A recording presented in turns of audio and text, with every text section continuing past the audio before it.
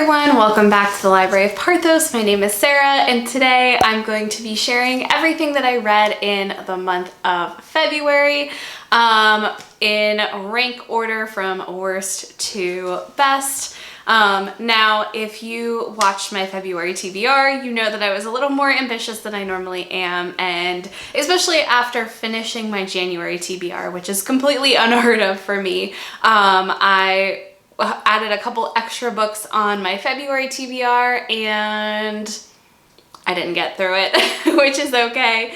I still ended up reading quite a bit this month. So let's go ahead and talk quickly through everything that I read to wrap up the month of February. Starting with the book that was not my favorite, and I'm sure this is absolutely no surprise, and that is Secretly Yours by Tessa Bailey. If you watched my review of this story, you know that I was not a huge fan. I felt that it was just kind of a combination of a whole bunch of romance tropes thrown together with characters that were enjoyable. However, I just was really not a fan of the direction that this story went and some of the plot elements. So definitely there is a sequel to this, I believe, or a just another book with similar characters that I will not be checking out. And this is definitely not going to be staying on my shelf to reread. This one is very quickly going into the donate pile. Now, while I did not stick to my TBR very well, I did end up reading quite a bit this month. And because I saw the third book in this trilogy was coming out, or I guess series, I don't really know the best word to use, I decided to pick up the first two books, and that is the Dreamland Billionaires series by Lauren Asher. So these are a set of 3 books. The third one, Final Offer, just came out, I want to say in February. I think it was like the middle of February, if I'm remembering correctly. But this is a set of stories that follow 3 brothers. Each book is about one of the brothers. They're kind of like the Disney family. Like, their grandfather started this giant entertainment company. They have a streaming service. They have a park, a bunch of other things, you know, incorporated with that. But anyway, their grandfather passes away, and in his will, he leaves all 3 brothers a share of the company. However, they have to complete some sort of task before they could do that. Now, granted, some of the tasks I thought were a little questionable, like legally, I don't know if you could do that. They were all just cute love stories.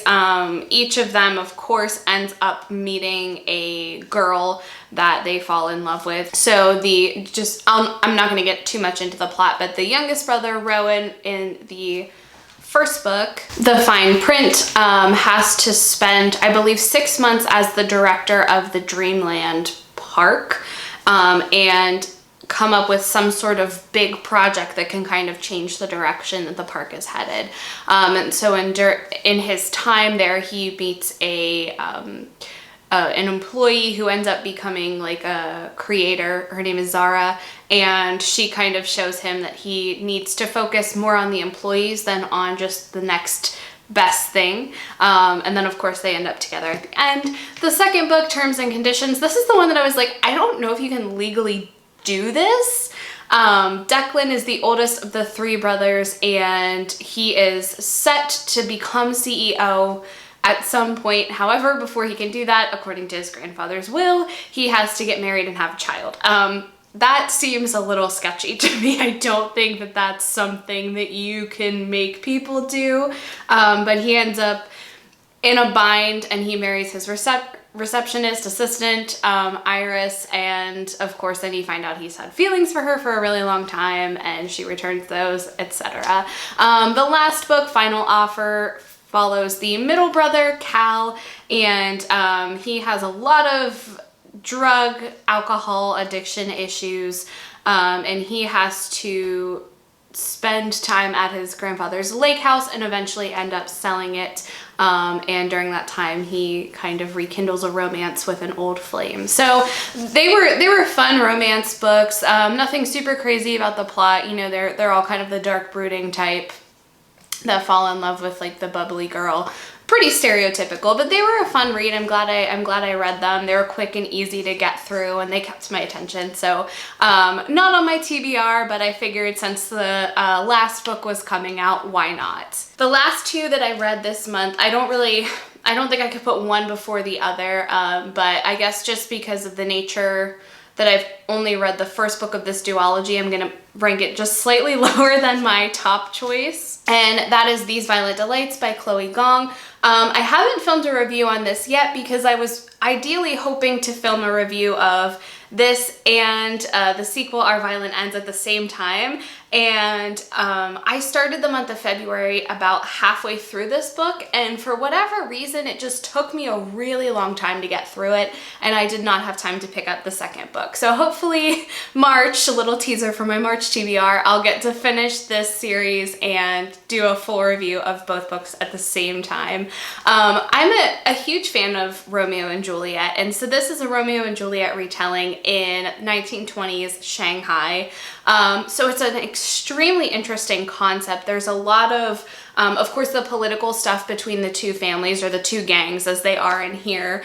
And then on top of that, you have the whatever's going on in Shanghai at the time, which there's a lot, and I can get into that when I do a full review of this. And on top of that, then you have this like monster element added to everything. So this is a very complex story. There are some like specific parts of Romeo and Juliet that are just like my favorite, and a couple of them made it into the book, and I was so excited to see those, and there are some things that I'm hoping will make an appearance in the second book, so we'll see. But I really enjoyed this retelling, and I am excited for the sequel. I still just have like a lot of questions, and there's a lot that I just still am trying to wrap my head around. So I hopefully will get to the second book this month. And last on my list, so my favorite book that I read this month would be Violet Made of Thorns by Gina Chen. I do have a review of this that I released last week, I believe. This was a fun like fairy tale retelling. Cinderella kind of stuck out to me as a Cinderella retelling. I think you could probably throw in some like Sleeping Beauty and Rapunzel elements as well. It was kind of a mash of all of that stuff together. But Violet is a seer in the kingdom. I swear I'm gonna butcher this again. Avani, I guess. Violet is the king's seer, and she kind of comes from nothing and has received this position, first of all because she has these powers, and second of all because she saved the prince's life. Prince Cyrus is set to take over the kingdom from his father. However, he has, first of all, he has like a curse on him. There's this prophecy about war coming, and also he has to find a bride. Violet and Cyrus used to be friends, but by the nature of their roles and personalities, they have kind of become enemies. And so they are trying to work together to figure out this extremely tense political situation and also navigate their feelings for each other. So this was a really fun read.